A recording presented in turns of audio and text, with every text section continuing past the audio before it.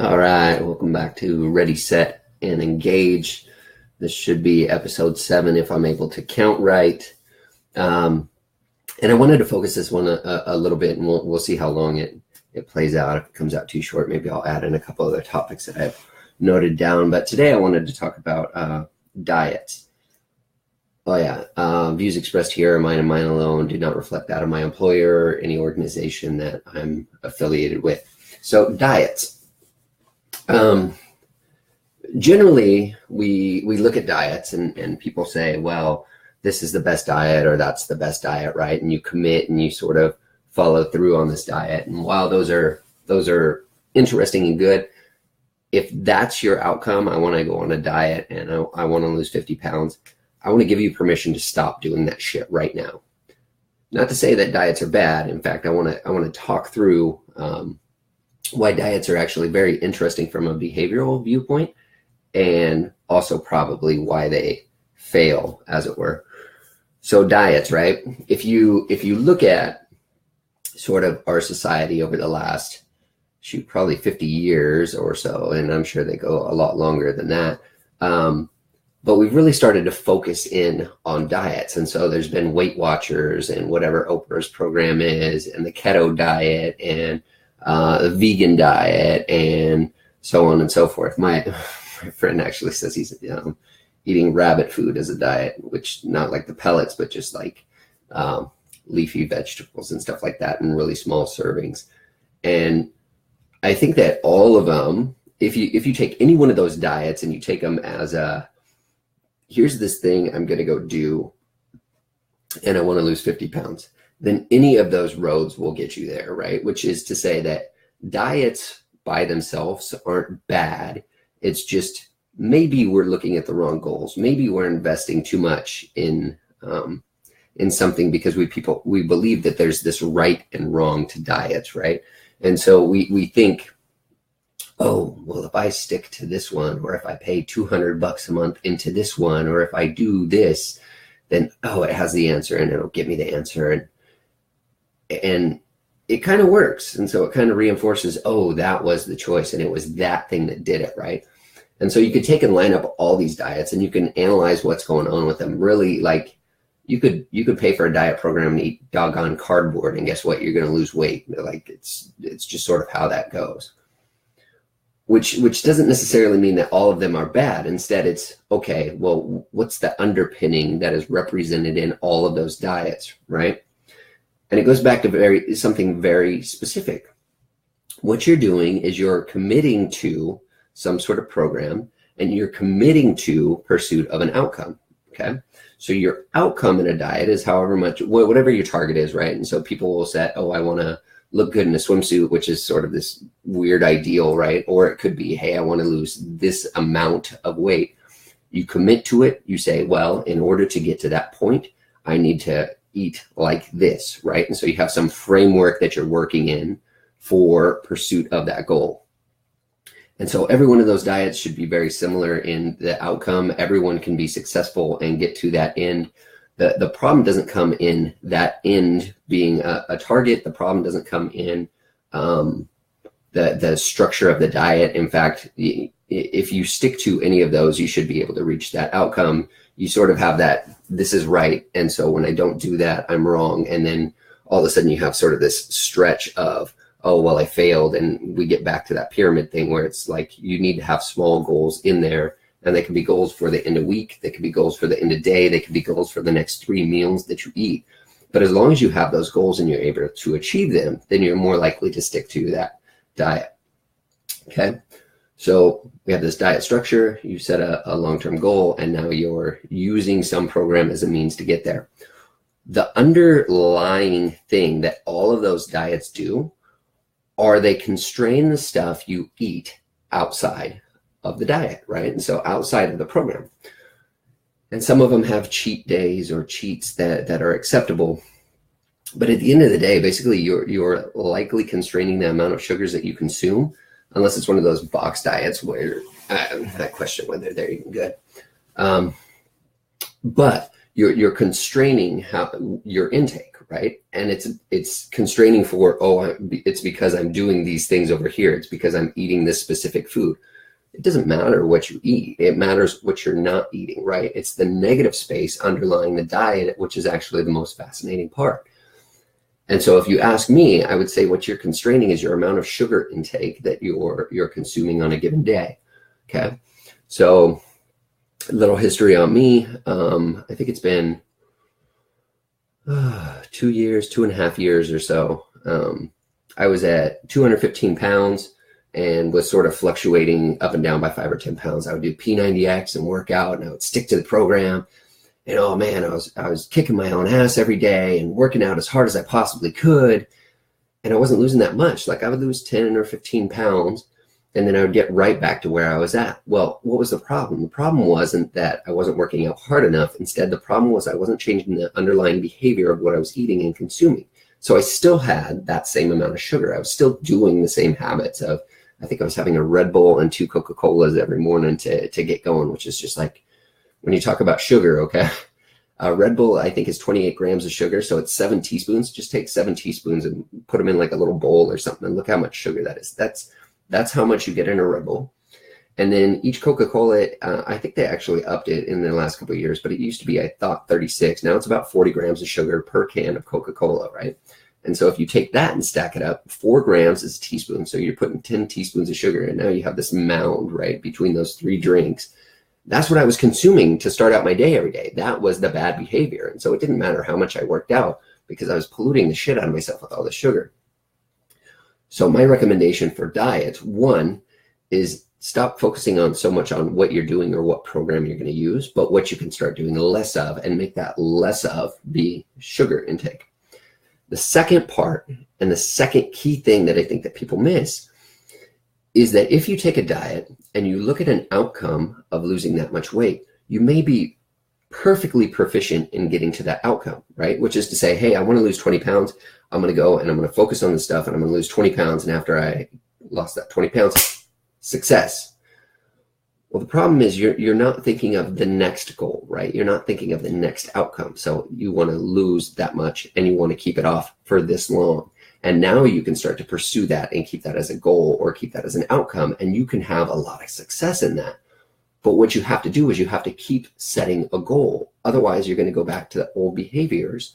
And those old behaviors were the type of sugar intake, the type of foods you consume, the type of social interaction you had that led to you eating the way that you did, right? And so the problem with diets isn't necessarily that diets are good or bad. In fact, they're perfectly rational, reasonable, and good to pursue. The problem becomes, one, and we sort of say, oh, this diet was the right and only outcome, when really it's sort of that negative space of what you're cutting out in order to pursue that diet. And then the second is, once you hit that diet goal, a lot of people give up on the diet. Well, then you're going to go back to those old behaviors. So it's not like I want everyone to quit diets. Instead, I want you to look at diets as sort of this sort of long-term set of goals, right? Your closest goal can be losing this much weight in this amount of time, and that's great. Figure out a way to pursue that, figure out a way to go after that as a goal. But before you start on that, I would also like you to set that next goal, right? Which is the maintenance goal. How long are you going to maintain it so that you can feel fulfilled for yourself, right? And so if you set that and you set that, hey, I'm going to lose this much, perfect, stick to it. With my sugar intake, I stopped looking at it as a diet. In fact, it was starting out, I said, oh, well, I'm just going to cut back a little bit, and then basically gave it up. And instead of calling it a diet, I call it a lifestyle choice, right? And so my lifestyle choice is to do less sugar, eat less sugar. And it's not about how much I eat, because I still eat quite a bit. I have a loaded burrito like this almost every day at work. And it's not accruing because I'm doing less of the sugars, right? I don't have a lot of processed sugar. I don't do candy. I don't do cakes and donuts and all that. It's really good tasting. And so if we're good on that, we can talk a little bit about the science behind why all that stuff tastes so good, which is fascinating in and of itself. So sugar, first, let's rewind to the 1950s and 60s, I think is about the time frame for Dr. Pepper. Dr. Pepper is a beautiful, beautiful piece of science, because basically what they did was they set out to figure out what the right balance is between sugar and crap, such that you still enjoy it, right? And so it's a bunch of chemicals and then like 40 ounces of sugar, and that's the paradigm, right? So if you look at how much sugar's in Dr. Pepper, you can pretty much figure out that balance between sugar and this other stuff. And so what sugar does is it actually produces a reward response in your brain. Okay, so when you eat sugar, you enjoy yourself. And now you start to say, well, I enjoy myself because I ate this thing. Well, yeah, you ate a donut and you're enjoying yourself and you're happy, right? You get a little bit of euphoric feel out of these sugar's impact on the brain releases neurotransmitters that then say happiness. And so you look and you're like, a donut made me happy. Well, no, it was the sugar that made you happy, but that's okay. And so because that sugar is prompting the neurochemical response, you now start to associate good with all those things that have sugar, which means that because sugar is producing that, you always get a reward response as long as there's sugar. From a evolutionary standpoint, our brains are actually set up so if you change your diet every day, you'll actually get a reward response and you'll enjoy your food a lot more. If you eat the same thing every day, like my grandma used to cook us mac and cheese every day when she was babysitting us, and I really started to hate mac and cheese. Well, it's not that mac and cheese is bad in moderation, but after you eat it time and time and time and time and time again, it kind of starts to taste like cardboard, right? And so having a differentiated diet and eating different stuff every day or as often as possible is actually tremendous for you, not only from making sure you don't get things like scurvy and stuff, right? The citrus actually, I think it's vitamin C or citrus, actually will protect you from scurvy. And so from an evolutionary standpoint, it makes a lot of sense that you diversify your diet over time, because hunter-gatherer world, like, yeah, if you just ate steak all the time, you'd die. I'm sure it was delicious. So. But so now you start to understand like why our brain works that way, right? You want to change your diet and feel rewarded for changing your diet, because that helps keep you healthy. That helps diversify what you're getting from a vitamins and underlying principle of the diet. So sugar sort of overrides that a little bit, fools us into thinking that we're using that mechanism, but really we're just getting rewarded for eating the same thing all the time, which is sugar, and it's very efficient at what it does. Yeah, so I think that's that interplay of stuff I wanted to talk about with diet. And I mean, right now I'm 2.5 years into my lifestyle choice of eating less sugar. And I think sometimes in the holidays I'll have like a bite or two of cookies and stuff, and it's delicious. And then I'll be hungover 3 days afterwards and be like, maybe that was the wrong choice. I don't know. So diets are okay as long as you set the maintenance goal and you set the goal afterwards. The other point is basically any diet, as long as you set your mind to it and pursue that as a goal, can be wonderfully effective. And don't get mad if you don't perfect the diet at any given time, right? If you slip once this week, or you go out with a bunch of friends and they're like, hey, do you want to have, I don't know, a freaking donut because we're talking about donuts, then it's okay, right? Except, oh, I had that donut, it was delicious, but I want to have less donuts and I want to have less sugar. And that's how I'm going to keep moving forward in this diet.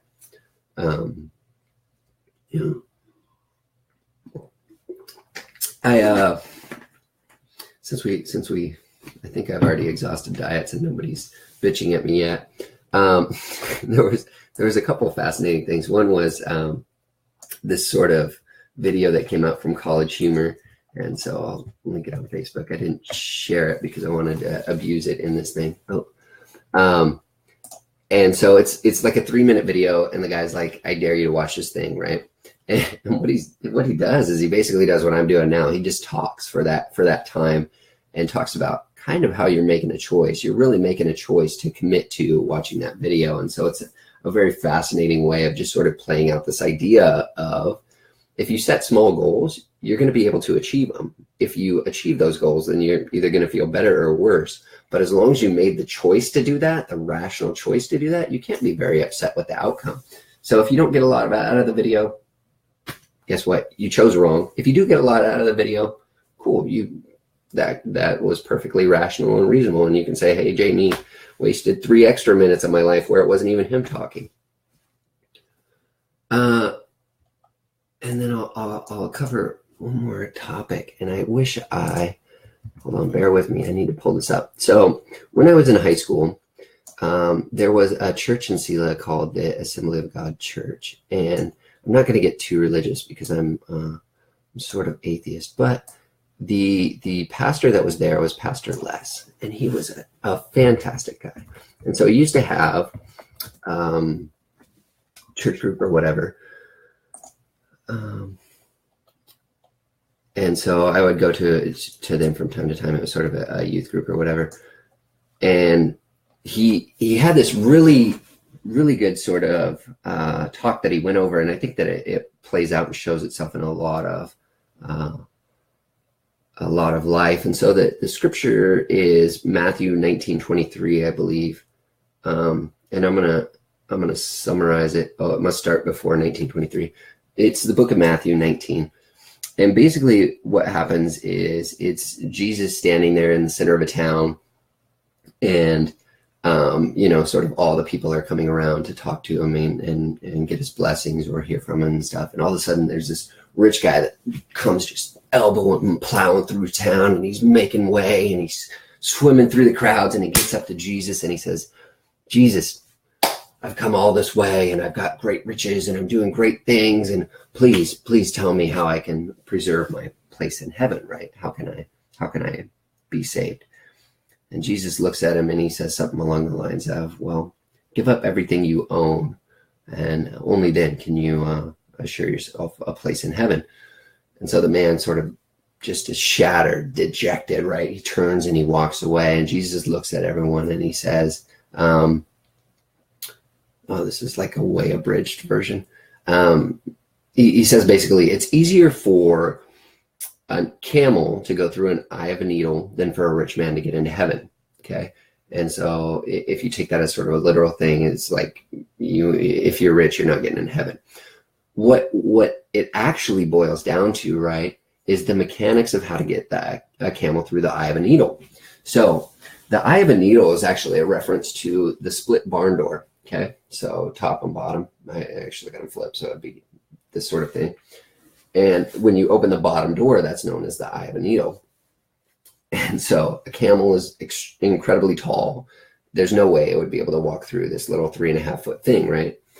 So in order to get a camel through the eye of a needle, you actually get behind it and you take a switch, right? Or like a stick, and you start tapping it on its knees, right? You're hitting the outside of the camel's knees. And as you hit that, it'll begin to sway and create sort of this rhythm to it.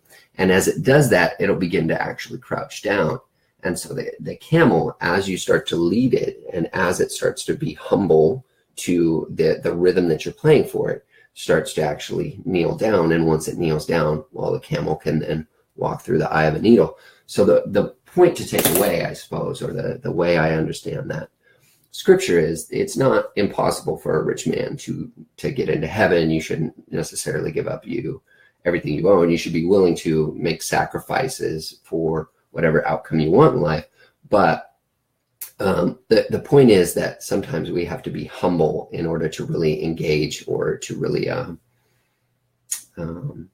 be on an even playing field with life, right? We have to accept that life won't always go our way, and it's not always about how much we accrue, but instead it's how much we engage in life, right? And so we've talked a number of times about this paradigm of right and wrong, good and evil, and these extremes that we tend to chase, when in reality I would prefer that we look towards that middle ground. And so if the rich man's way over here and, oh, I'm right and just and whatever because I have all this money, then indeed he does have to give up a lot to come back to that median ground of, hey, I'm good enough and I'm part of this stuff, and good things and bad things will happen, but my decision is to stay grounded and in the middle and accept that as just a part of life, right? Can't be happy all the time. You can't be sad all the time. How do you climb to the center of that structure and be good enough with views of good and bad and happy and sad and all those things, but not that everything is always that as an extreme. So I guess that's a long way of saying, like, even though these videos are me talking for half hour, please don't think that I'm awesome, incredible, amazing, or anything like that. I'm just a person, and I'm just trying to express a viewpoint. I'm not saying I'm right or wrong. I'm saying these are the thoughts that I have, and this is the way that I've been considering things that are happening in my environment, and what I think that we can do to help bring all of us towards that sort of happy medium of good things will happen, bad things will happen. Sometimes I'll have small wins, sometimes I'll have small losses. But at the end of the day, as long as I constitute myself in the middle, then I'm accepting of either of those outcomes as just a part of life. So I think that's all I got for today. We talked about diets, talked about long-term goals and how important they are. And then talked a little bit about how I'm not special, and I don't know that we should shoot to be special. We should just shoot to be us, sort of right in that middle ground. That's the stuff I had on my list for today. Next time I want to go down a really weird road and talk a little bit about tribal societies again, and some of the, not necessarily research, but some of the events that happened in probably the last 40 years related to the Yanomami tribe, which is a fascinating piece of history and sort of goals, outcome, and tribal instincts. So I think that's all for today. On topics, I do want to say, hey, I hope everyone went out and liked 3 posts from their friends. If you didn't, it's okay. If you tried a couple, that's awesome. I'm grateful and thankful. My Facebook feed has actually changed quite drastically over the last couple weeks, and so there's sort of machine learning that goes and it tries to show you stuff that you're going to enjoy, such that it continues to engage you. So there might be part of that, and there might be part of people actually deciding away from posting too much political. But like my post has been a lot of happiness lately, which is beautiful, because it's not only happiness because I chose to recognize happiness, but it's also happiness because people are starting to show themselves a little bit more, or Facebook is showing me people a little bit more, I guess is the way it works out.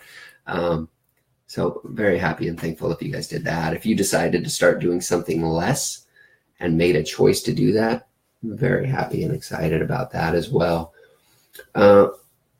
And so the sort of homework or takeaway I would love for us to go away from this one is, if you have a friend that you haven't talked to in a while, shoot them a quick note. Don't spend any more than like 3 to 5 minutes. Make a choice to send them a quick note and say, hey, I was thinking about you. Want to see how things were going. Hope all is doing well. And be genuinely curious about how they're doing, right? Be invested in the outcome of just them telling you a little bit about their story, and be grateful for that. And if they're struggling, if they're having a hard time, ask them about their planning on how to overcome that as an outcome. What are the immediate steps they can take to start feeling a little bit better, and help them stay accountable to that, right? Get them to say, oh yeah, if I did these 3 things, I'd feel a little bit better. And then say, cool, love it. When can I check in with you to see if you were able to do those 3 things? And it's okay if you can't do all of them, but when can I check in with you just to see how you're doing on that? And then of course we can catch up on other stuff as well. And I dare suggest we can have a tremendous impact on the world around us just by starting with that very simple idea and that very simple goal for ourselves and for our friends. That's all we got. Thank you so much for watching Ready, Set, Engage, episode 7.